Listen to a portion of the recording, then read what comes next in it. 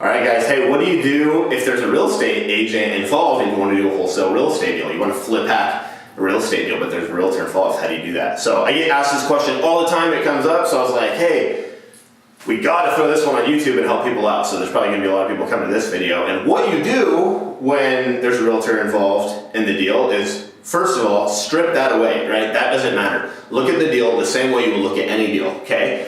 What's the price on that deal and what's the value on that deal? Now, in most instances, if there's a realtor on the deal, that property is already listed on the open market MLS. So if you're looking at getting that property at that number that's already listed for or close to that, you're probably dead in the water because it's already on the open market. Why is anyone going to come and be like, oh yeah, that's a great deal? And they're going to see that it was just listed. So even if you get it for a little bit less, you know, a lot of times people will be like, well, I'm getting it for like 20 or 30 grand less. Well, yeah, that's because now they're not paying, the seller now isn't paying those commissions. So they just kind of like offset the closing costs and commissions and, you know, a couple little things, took a slight discount for you, but you still need to now sell it at retail to make any money. It's not going to work, especially under the terms where you're going to need $5,000 non-refundable, all this. Like, how are you going to sell a property at full retail price and want wholesale terms? It's going to be very difficult to do. When you want a wholesale deal, you want to get paid quickly, you want to get paid fat, you need to have a really good deal, right? He who has the gold makes the rules. So if you go get a deal that has a bunch of equity, I go get a property under contract for $100,000 and it's worth $150,000, right? I can now, that's gold, right? That's $50,000 of gold. I can now go, you know, exchange that for maybe $10,000 or $15,000 quickly of cash, maybe even more, maybe $20,000, $25,000, $30,000.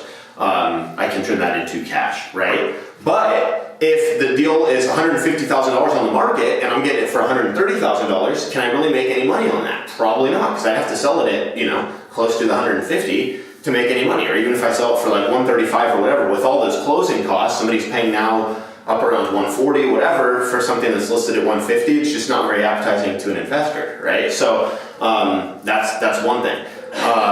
But if there's an agent involved in a deal, outside of that, it's no big deal. They can be paid on the deal, right? They can be paid a commission. The buyer can pay that commission. What you need to understand is when you make your offer, that your offer includes everything. So when we typically, in flip hacking or wholesale real estate, we make an offer on a property to purchase it, right? It's a net offer. And what that means to the seller is, look, we're going to pay all the closing costs. So in our markets, Portland and Phoenix, we have a pretty good understanding. Usually for the average house, it's going to cost us a couple grand in closing costs. So we know if we offer $100,000 to the seller and they accept that, they're going to get their $100,000. We're going to have, you know, maybe a couple thousand in closing costs. We're going to pay $102,000 for that. So typically when we make an offer on a property, you're going to offer, say, $100,000, and you know you're paying $100,000 for that property. If you sell it for $110,000 and you assign it, you flip hack it, you make $10,000, right?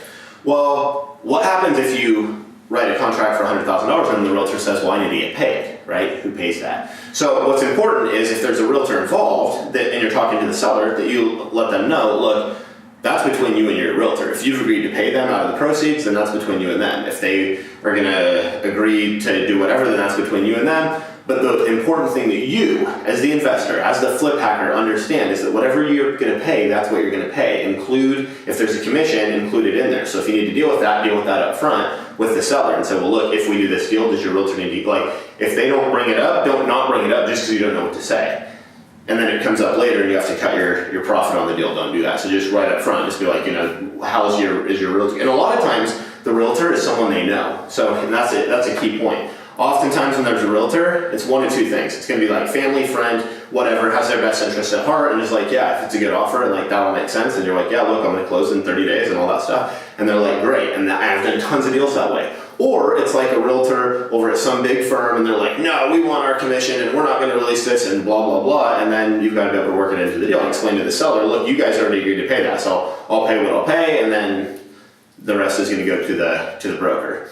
So that's kind of how it works. Outside of that, the title company can then usually pay, the buyer or the seller can pay to a brokerage. That's not a big deal to pay that commission to them. So if the seller's already got it listed, the realtor should be able to take care of all that. What's important is that you get your terms as is, assignable, all that kind of stuff. And if an attorney comes in or the realtor comes in and they blow up all those terms, then move on to the next deal. Unless you know it's an amazing deal and you've got it sold, then, you know, do what you have to do to close on it and get it resold, or to deal with their terms and get it sold, and do what you got to do. But at the end of the day, what matters is it a deal or is it not a deal? If it's a really good deal, great, but oftentimes it's kind of a red flag. Well, it's already listed, so oftentimes when there's a realtor involved, not always, but oftentimes, it's not a great deal. But if it is, you should be able to handle the deal. You might have to put non-refundable bonus money down. You might have to do something you wouldn't normally do, bend a little bit, but that's okay. Like I always say, sometimes when you have to bend a little bit, that's where the money's made, right? Someone needs to stay after closing or like whatever. And I have other videos on what to do if you find yourself in those situations. You can watch, and I hope you guys subscribe. But you know, that's where, like I said, he who has the gold makes the rules. There's a lot of gold in helping people with crazy situations. You get paid really well in this business for doing that. So I hope that helps. If you have any questions, leave them in the comments. Take care.